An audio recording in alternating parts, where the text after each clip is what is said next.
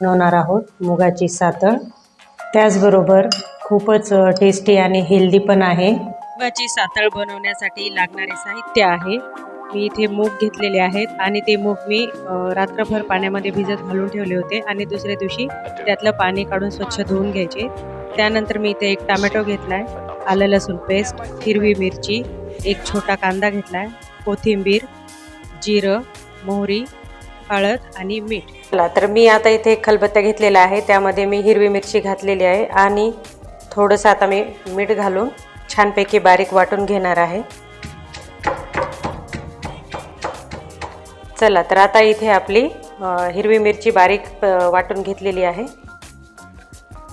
चला तर मग आता आपण इथे एक टोमॅटो घेतलेला आहे, आता तो पण छानपैकी बारीक चिरून घेऊया। आता इथे टोमॅटो चिरून झालेला आहे आणि आता मी इथे कांदा पण चिरून घेणार आहे बारीक। तर मित्रांनो, ही रेसिपी खूप टेस्टी आहे आणि खूप हेल्दी पण आहे।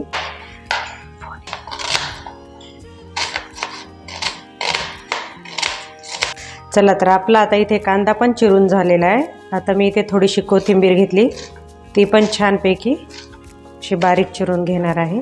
चला तर मग आपण जाऊया आता नेक्स्ट स्टेप म्हणजे फोडणी। मग आता आपण गॅसवरती एक कढई ठेवणार आहोत। चला तर इथे आपली आता कढई गरम झालेली आहे आणि आता गरम झालेल्या कढईमध्ये मी आवश्यकतेनुसार तेल घालणार आहे।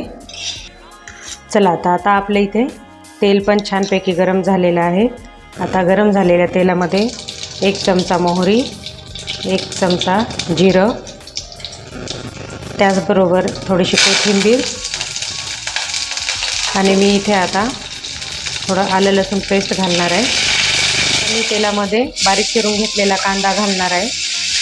आता कांदा आपण छानपैकी तेलामध्ये परतून घेऊया, थोडासा गोल्डन होईपर्यंत छान तेलामध्ये परतून घ्यायचा। मी ह्यामध्ये घालणार आहे बारीक चिरून घेतलेला टोमॅटो। आता मी यामध्ये घालणार आहे अर्धा चमचा हळद, नंतर मी इथे थोडंसं मीठ घालणार आहे।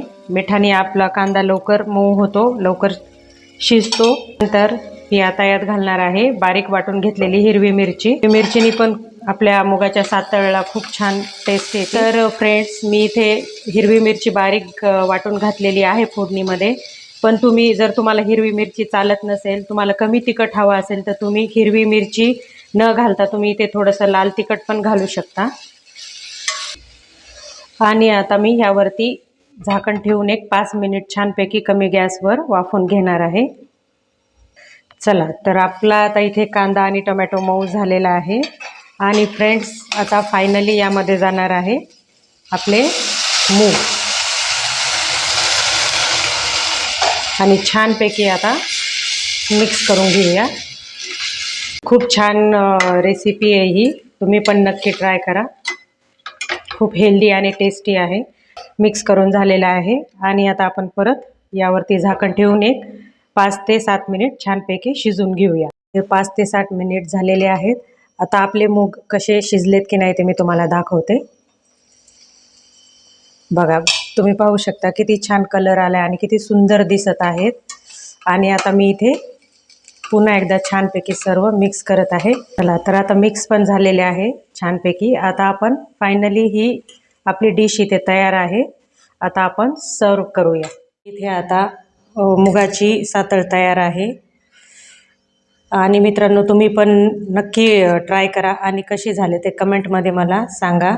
आणि त्याचबरोबर तुम्ही जर माझ्या चॅनलवर नवीन असाल तर माझ्या चॅनलला नक्की सबस्क्राईब करा आणि व्हिडिओला लाईक करा, शेअर करा, कमेंट करा। आणि त्याचबरोबर मित्रांनो, तुम्ही ह्या सातळवर तुम्ही लिंबू पण खाऊ शकता किंवा तुम्ही दह्यासोबत सुद्धाही खाऊ शकता, खूपच टेस्टी लागते। तुम्हाला जर माझी ही रेसिपी आवडली असेल तर लाईक, शेअर, कमेंट करा।